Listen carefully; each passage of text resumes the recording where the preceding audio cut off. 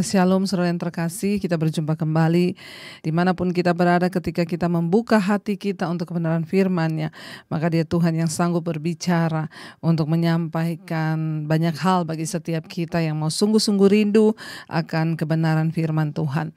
Karena itu baik saudara, kita akan sama-sama belajar firman Tuhan. Saya ingin kita sama-sama membaca dulu dalam Injil Matius pasal yang ke-6 tentang apa yang Yesus katakan tentang cara pandang. Injil Matius 6 ayat yang ke-22, Injil Matius pasal 6 ayat yang ke-22 dan ayat 23. Firman Tuhan berkata di sana, mata adalah pelita tubuh. Jika matamu baik, teranglah seluruh tubuhmu. Jika matamu jahat, gelaplah seluruh tubuhmu. Jadi, jika terang yang ada padamu gelap, betapa gelapnya kegelapan itu. Sekali lagi Matius 6 ayat 22, mata adalah pelita tubuh. Jika matamu baik, teranglah seluruh tubuhmu. Jika matamu jahat, gelaplah seluruh tubuhmu. Jadi jika terang yang ada padamu gelap, betapa gelapnya kegelapan itu. Saudara, Yesus sedang berbicara tentang mata sebagai alat untuk kita memandang. Yesus berkata mata itu pelita tubuh. Bagaimana cara kita memandang, bagaimana paradigma kita itu akan menentukan hidup kita. Dengan kata lain firman ini, mata itu adalah pelita tubuh. Jika matamu baik, maka tubuhmu terang, jalan hidupmu terang, nasibmu terang. Tetapi jika matamu jahat, maka gelap seluruh hidupmu. Masalah, persoalan, tekanan, malapetaka itu yang akan menimpa kita. Bagaimana cara engkau memandang dunia ini, itu penting saudara. Bagaimana caramu memandang setiap persoalan hidup itu juga penting saudara. Kenapa ada begitu banyak orang yang terus jatuh bangun di dalam masalah yang sama dan gak pernah lulus dari ujian mereka? Saya percaya bagi Tuhan mengubah masalah kita, memberikan jawaban bagi hidup kita itu terlalu mudah bagi Tuhan. Hanya semudah Dia berfirman semuanya selesai. Tapi apa yang menjadikan sulit Tuhan bekerja dalam hidup kita saudara? Karena cara pandang kita, paradigma kita yang salah. Kita lupa bahwa Tuhan itu turut bekerja di dalam segala sesuatu. Ketika kita menghadapi masalah dalam hidup ini, tolong saudara, mari kita memandang dengan cara pandang yang benar di setiap persoalan yang kita hadapi. Saat pandanganmu baik, kata firman Tuhan, terang seluruh hidupmu. Waktu paradigmamu baik, maka seluruh hidupmu baik.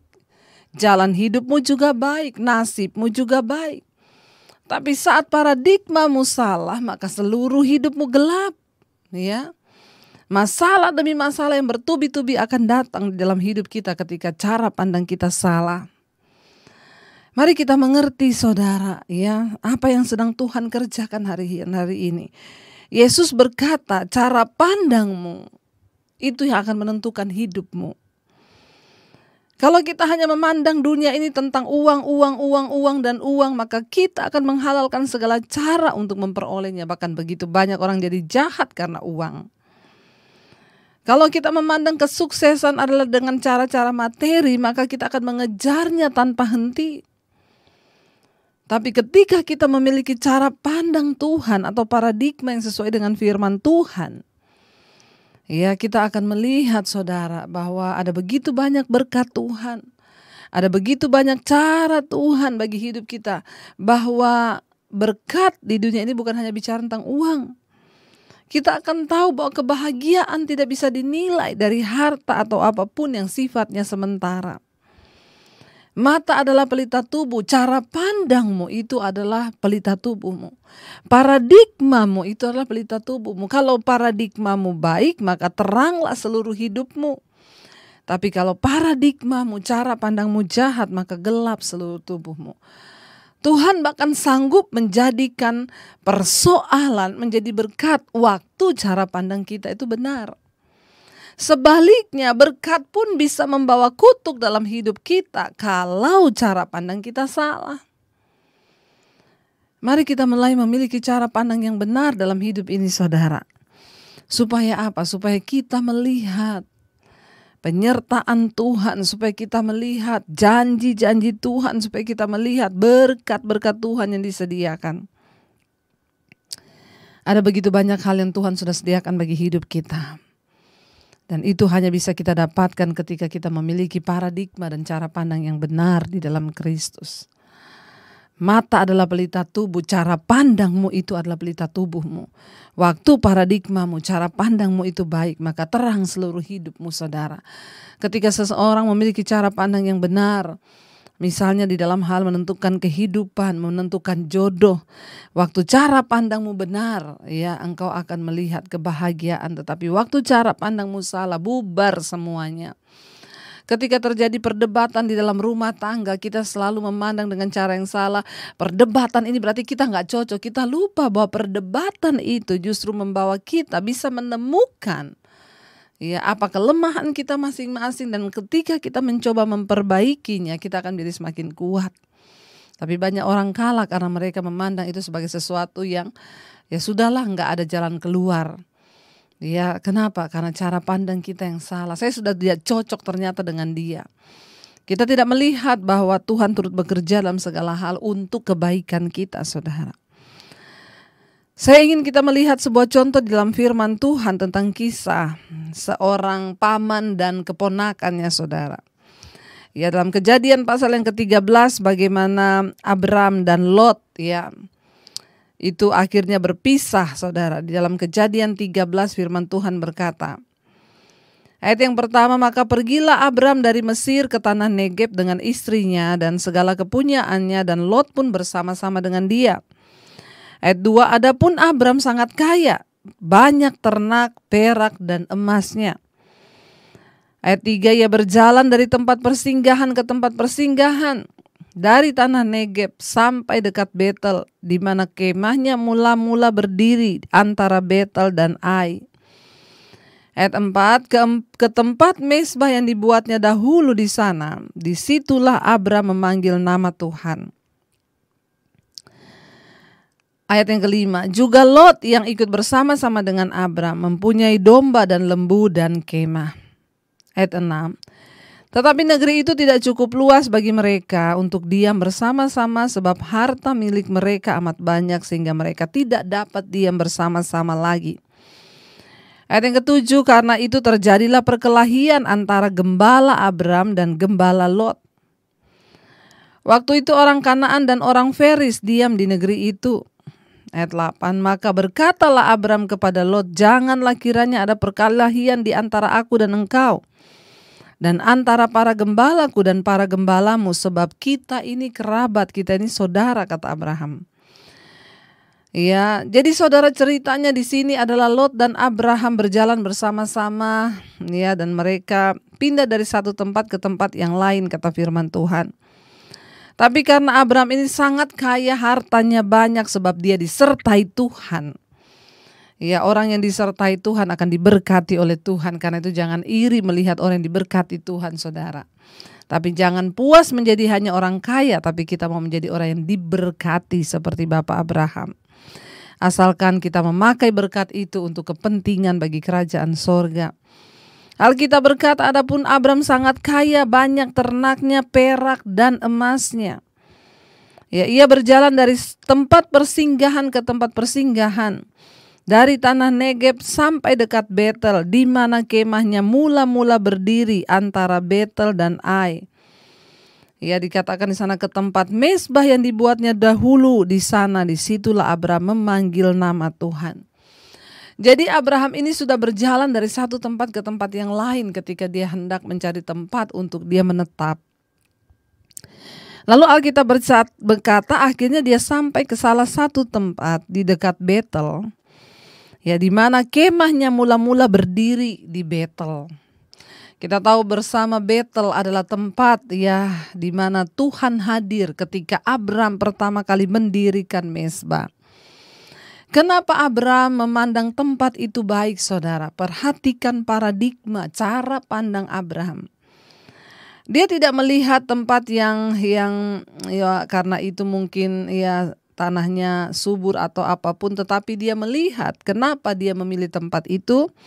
Karena di sana pertama kali dia dulu pernah mendirikan mezbah mula-mula di dekat Betel itu.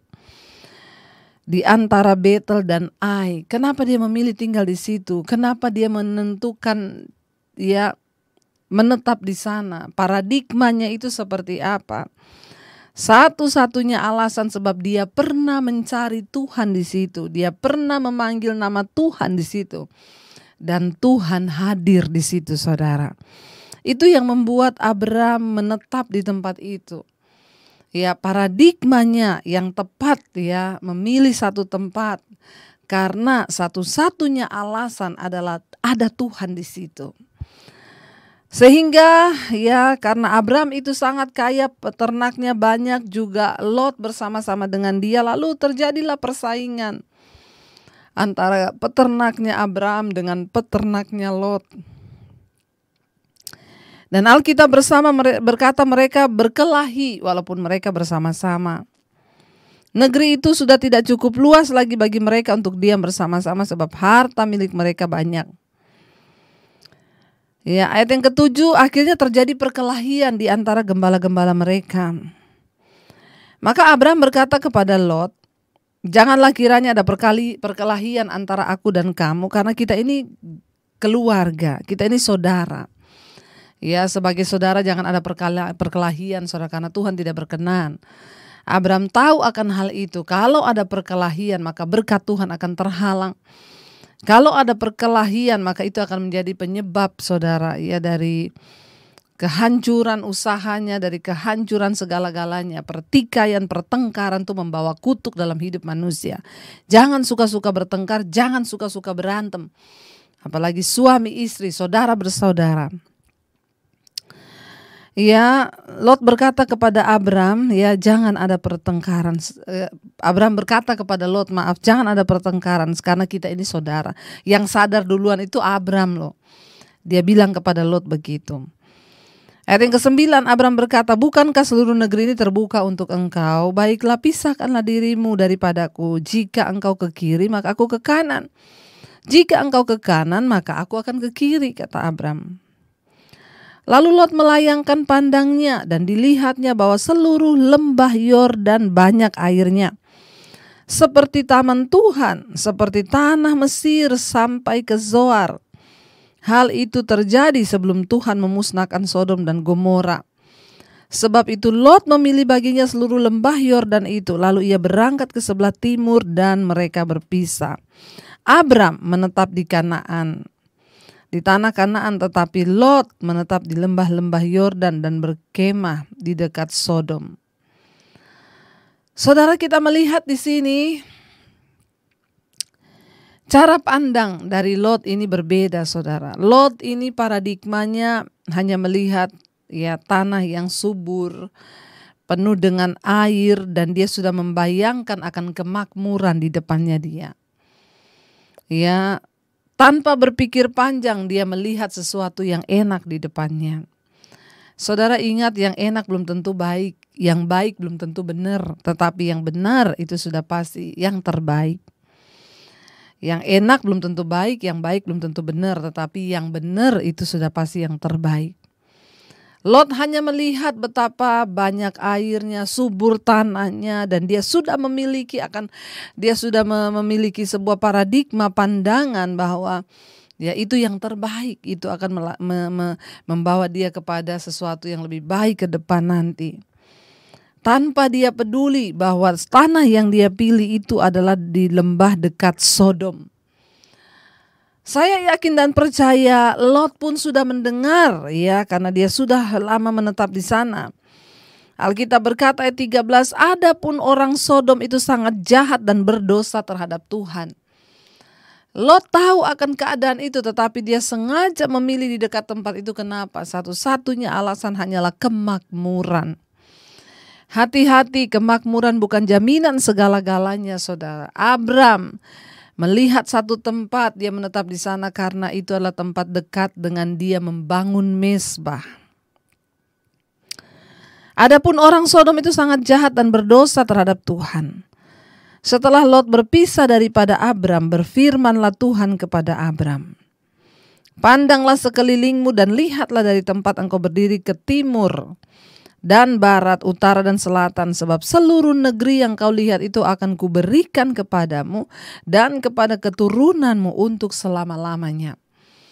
Abram tidak tamak, Abram tidak culas, dia tidak berkata, Lot saya sama kamu tuh lebih tua saya loh, ya jadi saya yang harus memilih lebih dulu. Enggak. Abram memberikan kesempatan kepada Lot untuk memilih sesuai dengan keinginannya.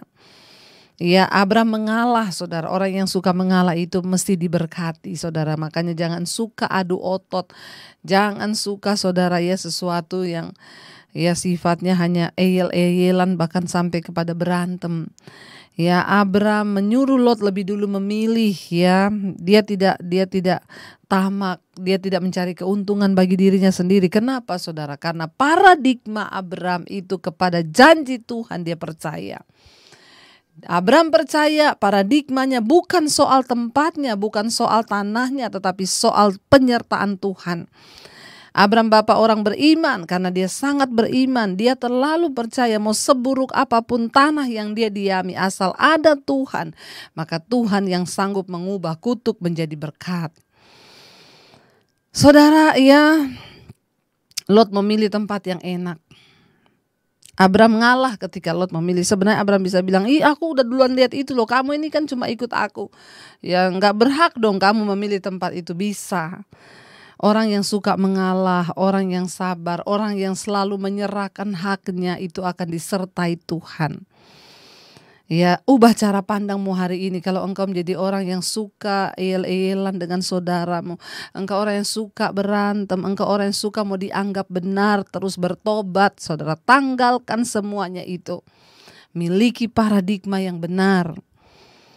Ya, ketika Abram tidak memaksakan diri, dia menyerahkan seluruh haknya kepada Lot untuk memilih.